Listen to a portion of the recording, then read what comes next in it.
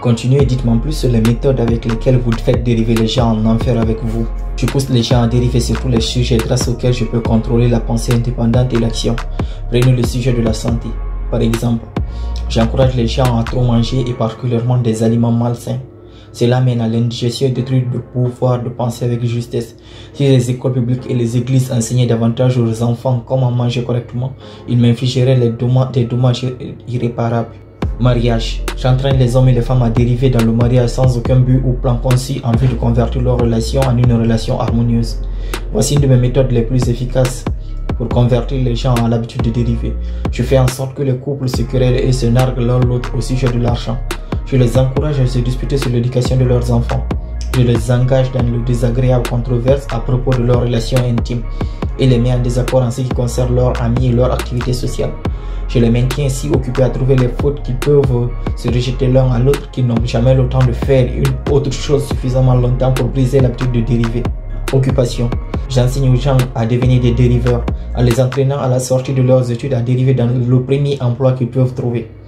En l'absence de tout but ou objectif précis autre que de gagner leur vie, avec ce tour, je maintiens des millions de personnes aux prises de la peur de la pauvreté toute leur vie. Grâce à cette peur, je les mène lentement et sûrement vers le point au-delà duquel aucun individu n'a jamais pu rompre l'habitude de dériver. Économie. J'entraîne les gens à dépenser librement et à épargner rarement ou pas du tout jusqu'à ce que je les contrôle complètement avec la peur de la pauvreté. Environnement. J'entraîne les gens à dériver dans les environnements sans harmonie et désagréables, dans leur foyer, sur leur lieu de travail, dans leurs relations avec leurs proches et leur fréquentation, et à y rester jusqu'à ce que je les emporte par l'habitude de dériver. Les pensées dominantes. Je pousse les gens à dériver grâce à l'habitude d'entretenir des pensées négatives. Ce qui provoque des actions négatives implique les personnes dans de nombreuses controverses et remplit leur esprit de peur, préparant le terrain pour que je puisse prendre le contrôle de leur esprit. Quand je fais mon entrée, je m'arrange pour séduire les gens à l'aide des pensées négatives qu'ils croient être le leur. Je sème les graines de pensées négatives dans leur esprit depuis les chairs des églises, les journaux, les films, la radio ou toute autre méthode populaire qui fait appel à l'esprit. Je fais en sorte qu'ils m'autorisent à réfléchir à leur place parce qu'ils sont trop paresseux et trop indifférents pour penser de leur propre chef. Je conclus de votre discours que la dérive et la procrastination représentent un seul et même concept. Est-ce juste? Oui, c'est correct. Chaque habitude qui entraîne quelqu'un à procrastiner, à reporter une prise de décision mène à l'habitude de dériver. L'homme est-il la seule créature qui dérive? Oui, toutes les autres créatures répondent aux lois de la nature. Seul l'homme défie ses lois et dérive quand il le veut. Tout ce qui se trouve en dehors de l'esprit des hommes est contrôlé par mon opposition, par des lois si précises que toute dérive est impossible. Je contrôle l'esprit des hommes uniquement grâce à leur habitude de dériver. Autrement dit, je contrôle l'esprit des hommes uniquement parce qu'ils négligent ou refusent de contrôler et utiliser leur propre esprit. Ceci nous mène à des concepts relativement profonds pour un simple être humain. Revenons à un échange sur des sujets un peu moins abstraits. S'il vous plaît, dites-moi comment cette habitude de dériver affecte des gens dans tous les horizons de la vie quotidienne. Et dites-le moi dans des termes que toute personne ordinaire pourrait comprendre. Je préférerais que cette interview reste parmi les étoiles. Cela ne me fait aucun doute. Cela vous éviterait d'être exposé. Mais revenons sur Terre, voulez-vous? Dites-moi maintenant les dommages que cette dérive peut infliger envers une nation comme la nôtre, ici aux États-Unis. Franchement, je pourrais aussi bien vous dire que j'ai les États-Unis autant que le diable peut haïr quoi que ce soit. C'est intéressant. Quelle est la cause de cette haine?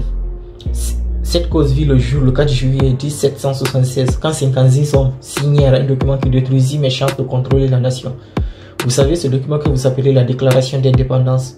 S'il n'y avait pas eu d'influence de ce satané document, j'aurais aujourd'hui un dictateur qui mènerait ce pays. Et je mettrais fin au droit de liberté de parole et à la pensée indépendante qui menace ma domination sur la terre. Dois-je comprendre de ce que vous dites que les nations dirigées par les dictateurs autoproclamés appartiennent à votre camp? Ce ne sont pas des dictateurs autoproclamés. C'est moi qui les proclame tous. Par-dessus tout, je les manipule, je les dirige dans leur travail. Les nations menées par mes dictateurs savent ce qu'elles veulent et le prennent par la force. Regardez ce que je fais grâce à Mussolini en Italie. Regardez ce que je suis en train de faire grâce à Hitler en Allemagne. Regardez ce que je fais grâce à Staline en Russie. Mes dictateurs dirigent ces nations pour mon compte parce que les gens ont été soumis à l'habitude de dériver. Mes dictateurs ne dérivent pas eux. C'est pour cette raison qu'ils dirigent pour moi ces millions de personnes qui sont sous leur domination. Que se passerait-il si Mussolini, Staline et Hitler vous trahissent et venaient à désavouer votre règne? Cela n'arrivera pas, car je les ai trop bien corrompus. Je paie chacun d'entre eux à la mesure de sa propre vanité. lui faisant croire qu'il agisse pour son propre compte. C'est un de mes tours. Revenons aux États-Unis et apprenons un peu sur ce que vous faites pour convertir les gens à l'habitude de dériver. En ce moment même, je prépare le terrain d'une dictature en sémant les graines de la peur et de l'incertitude dans l'esprit du peuple. Par qui passez-vous pour mener à bien votre travail? Principalement par le président. Je détruis son influence sur les gens en le forçant à dériver sur la question d'un accord salarial entre les patrons et leurs employés. Si je peux l'inciter à dériver une année de plus, il sera si profondément discrédité que je pourrai confier le pays aux mains d'un dictateur. Si le président continue à dériver de la sorte, je paralyserai la liberté d'expression aux États-Unis, exactement comme je l'ai fait des trucs en Espagne, en Italie, en Allemagne. Ce que vous dites m'amène à la conclusion que la dérive est une faiblesse qui aboutit inévitablement à l'échec, que ce soit pour les individus ou pour les nations. Est-ce là votre déclaration? Dériver est la cause la plus connue de l'échec. Dans tous les milieux sociaux, je peux contrôler à ma guise tout un chacun. Dès lors que je peux l'inciter à prendre l'habitude de dériver sur quelque sujet que ce soit. La raison en est double. Premièrement, le dériveur peut être réduit à une poignée de glaise entre mes mains, prête à être modélé à la forme de mon choix, parce que la dérive détruit le pouvoir de l'initiative individuelle. Deuxièmement, le dériveur ne peut pas y accéder à l'aide de mon opposition, parce qu'il n'est pas le moins du monde attiré par quelque chose de si mot et inutile. Est-ce la raison pour laquelle peu de personnes sont riches alors que la majorité est pauvre? C'est précisément pour cette raison. La pauvreté, comme la maladie physique, est une maladie contagieuse. Vous la trouverez parmi les dériveurs. Jamais chez ceux qui savent ce qu'ils veulent et sont déterminés à l'obtenir. Cela peut avoir une certaine signification pour vous quand j'attire votre attention sur le fait que les non-dériveurs, qui sont hors de mon contrôle, et ceux qui possèdent la plupart des richesses de ce monde se trouvent être les mêmes personnes. J'ai toujours compris que l'argent était la racine de tous les maux, que les pauvres et les bons hériteraient du paradis alors que les riches iraient entre vos mains. Qu'avez-vous à dire de cette déclaration? Les hommes qui savent comment obtenir les biens matériels de la vie savent aussi généralement comment se délivrer des mains du diable. L'habilité à acquérir les biens matériels est contagieuse. Les dériveurs n'acquièrent rien à part ceux dont personne ne veut. Si un nombre plus important de gens avait des buts précis et de plus intenses désirs pour acquérir autant de richesses matérielles que spirituelles, j'aurais beaucoup moins de victimes à mon actif. Je suppose en vous écoutant que vous ne devez pas vous associer avec les grands leaders de l'industrie. Ils ne comptent sûrement pas parmi vos amis. Mes amis, je vais vous dire quel genre d'amis ils sont pour moi. Ils ont tissé dans tout le pays un réseau de routes solides reliant ainsi la ville et les pays. Ils ont converti le minerai en acier avec lequel ils ont construit des squelettes de ces immenses gratte-ciels. Ils ont maîtrisé l'énergie électrique et l'ont transformée de 1000 façons. Toutes conçues pour donner à l'homme davantage de temps pour penser. Ils ont fourni grâce à l'automobile un moyen de transport aux citoyens le plus modeste, donnant ainsi à chacun la liberté de voyager. Ils ont apporté dans chaque foyer des nouvelles de 4 coins du monde à l'aide de la radio. Ils ont érigé des bibliothèques dans chaque ville, village et hameau et les ont remplis de livres qui offrent à tous ces lecteurs une description complète des connaissances les plus utiles que l'humanité a rassemblées à partir de ses expériences. Ils ont donné à l'humble citoyen le droit d'exprimer sa propre opinion sur tout sujet, à tout moment, partout, sans aucune peur d'être réprimé. Ils ont fait en sorte que chaque citoyen puisse aider à créer ses propres lois, lever ses propres taxes et gérer son propre pays grâce au vote. Voilà quelques-unes des initiatives lancées par les leaders industriels pour accorder à chaque citoyen le privilège d'être un non-dériveur. Pensez-vous réellement que ces hommes ont soutenu ma cause?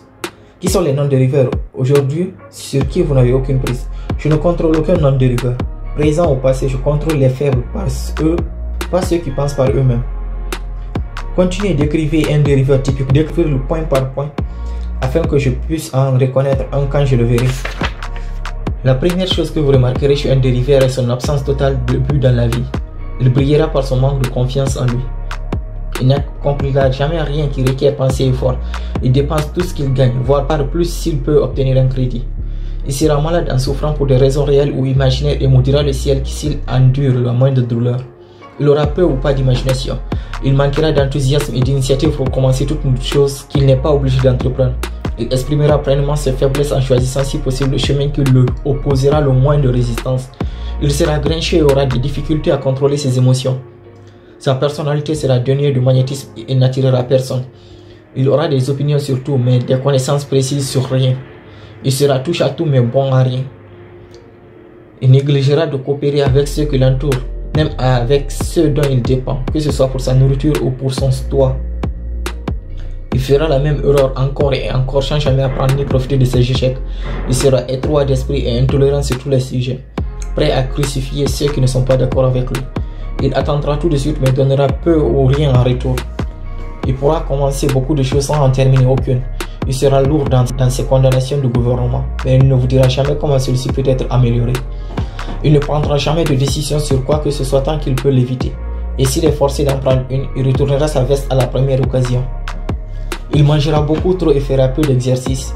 Il prendra volontiers un verre d'alcool si celui-ci est payé par quelqu'un d'autre. Il empruntera de l'argent pour aller parier, espérant rembourser son emprunt par ses gains. Il critiquera tous ceux qui réussissent dans la vocation qu'il a choisie. En bref, le dériveur travaillera plus durement pour éviter de penser que d'autres gagnent bien leur vie. Il préférerait mentir plutôt que d'admettre son ignorance sur quelque chose que ce soit. S'il travaille pour les autres, il les flattera pour mieux les dénigrer lorsqu'ils ont le dos tourné. Vous m'avez donné une description schématique du dériveur. À présent, s'il vous plaît, décrivez-moi le non-dériveur afin que je le reconnaisse quand je le verrai. Le premier signe d'un non-dériveur est celui-ci. Il est toujours engagé sur une chose bien définie en utilisant un plan réglé avec précision. Il a un but majeur dans la vie sur lequel il travaille sans cesse et des objectifs mineurs qui mènent tout à son but principal. Il a un but majeur dans la vie sur lequel il travaille sans cesse et des objectifs mineurs qui mènent tous à son but principal. Le ton de sa voix, la rapidité de son pas, l'étincelle dans ses yeux, sa vitesse de décision le démarque clairement comme une personne qui sait exactement ce qu'elle veut et qui est déterminée à l'obtenir, quel que soit le temps que cela prendra ou le prix à payer. Si vous lui posez des questions, il vous donnera des réponses directes et ne s'abaissera jamais à tenter d'y échapper ou à recourir à quelques subterfuges. Il accorde de nombreuses faveurs aux autres mais en accepte modérément ou pas du tout. Il se retrouvera en première ligne, que ce soit dans un jeu ou sur le champ de bataille d'une guerre. S'il ne connaît pas les réponses, il le dira franchement. Il a une bonne mémoire et n'offre jamais d'alibi pour ses lacunes. Il ne blâme jamais les autres pour leurs erreurs, qu'ils méritent ou pas. Il est souvent connu comme un fonceur, mais dans les temps modernes, on l'appelle bienfaiteur. Vous le trouverez en ville en train de diriger la plus grosse entreprise, de vivre dans la meilleure rue, de conduire la plus belle voiture, faisant rayonner sa présence partout où il se trouve. Il est une source d'inspiration pour tous ceux qui entrent en contact avec son esprit. La caractéristique majeure qui distingue un non-dériveur est celle-ci. Il possède un esprit qui lui est propre et il emploie en toute occasion possible. Le non-dériveur, il est né avec quelques avantages mentaux, physiques ou spirituels dont le dériveur serait dépourvu? Non. La différence majeure entre le dériveur et le non-dériveur est quelque chose d'également disponible pour chacun d'entre eux. C'est simplement la prérogative de chacun d'utiliser son propre esprit et de penser par lui-même. Quel bref message enverrez-vous au dériveur typique si vous souhaitez le guérir dans son habitude infernale? Je l'exhorterai à se réveiller et à donner. Donner quoi? Une forme de service qui puisse être utile au plus grand nombre de personnes possible. Donc le non-dériveur est supposé donner, c'est cela? Oui, s'il s'attend à recevoir, il doit donner avant de recevoir. Certaines personnes doutent de votre existence. Si j'étais vous, je ne m'en inquiéterais pas. Ceux qui sont prêts à se délivrer de l'habitude de dériver reconnaîtront l'authenticité de cette interview à la validité de ce conseil. Les autres ne voient pas d'effort qu'il faudra pour les en délivrer. Pourquoi n'essayez-vous pas de m'empêcher de publier cette confession que je suis en train de vous arracher? Parce que cela serait le moyen le plus sûr de garantir que vous la publiez. J'ai un bien meilleur plan que d'essayer de supprimer la publication de ma confession. Je vais vous encourager à continuer à travailler sur sa parution. Puis je m'assierai et vous regarderez souffrir quand certains de mes fidèles dériveurs vous feront suer en faisant monter la température. Je n'aurai pas besoin de nier votre histoire. Mes congénères feront très bien cela pour moi, vous verrez.